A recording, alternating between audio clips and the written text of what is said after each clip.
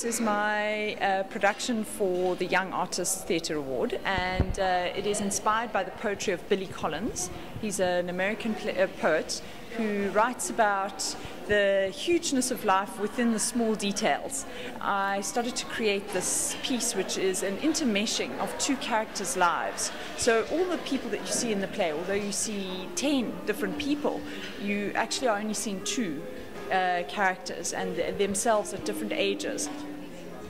I'm really committed that people leave this piece of theatre with a sense of the interconnectedness of life, and that love and being in love is not just about a moment that happens between two people, a spark of fire, or whatever we put it down to, but it's actually an interaction between ourselves in the present and ourselves in the past, and who we hope we're going to become and who we will become, all intermeshing in any given moment. And that in true love, it's a relationship which evolves, and evolves not only the present self but also one's experience of the past.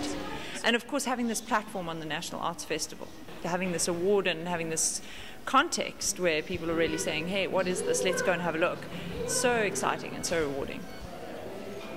Well, I first got interested in puppetry when I was really young. When I was like 6 years old, I started with my first puppets, and I just really took to them. I enjoyed playing, obviously, at that age, But I never really took it seriously until in my fourth year of fine art, I started to see some adult puppet theatre productions, a French company called Philippe Gentil and South Africa's Handspring.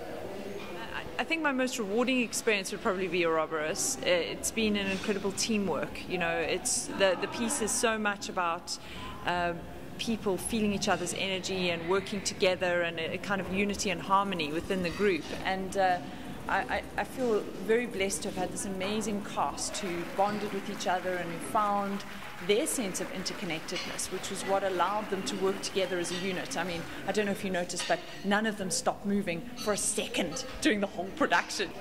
They are constantly moving from the hand of one puppet to the foot of another, to moving a piece of scenery, and everything forms part of the circling and cycling of the production. So they have to be 100% all the way through, and it's an incredible discipline. But we don't have that many skilled manipulators in South Africa, so I find inevitably if I make a big production, with more than 2 or 3 people in the cast, I need to train some new people to manipulate puppets. It's part of the challenge and part of the fun, quite honestly. I enjoy it. The challenges of puppetry remain enormous. I'm by no means a master of it, because it is such an incredibly complex art form. It brings together sculpture, all the fine art elements, which I love, creating the puppets, who these characters are, and capturing them in an object. But then it also brings together all the performative aspects, drama, rhythm, time, space, relationship. All of those aspects are brought into the theatre space. And then you've just got the technical aspect of it. I mean, lighting a puppet theatre production is just not the same as lighting a human theatre production. The puppet is a different material to the human being. It takes light in a different way, it responds in a different way. So creating a whole out of a whole bunch of objects, is incredibly challenging.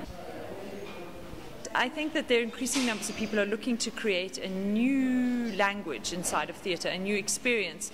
What is live theatre? What are you giving live to a live audience?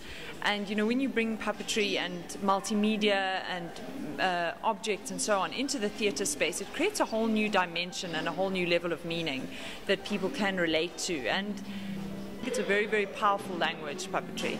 And it will hold its own. When people want to use it, they'll use it for what it's best designed for, which is to speak metaphorically, and it will continue to have a life.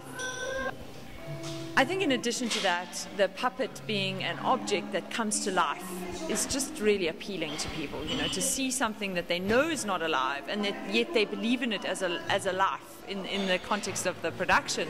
I think it just has a kind of magic, and maybe we need magic in our lives.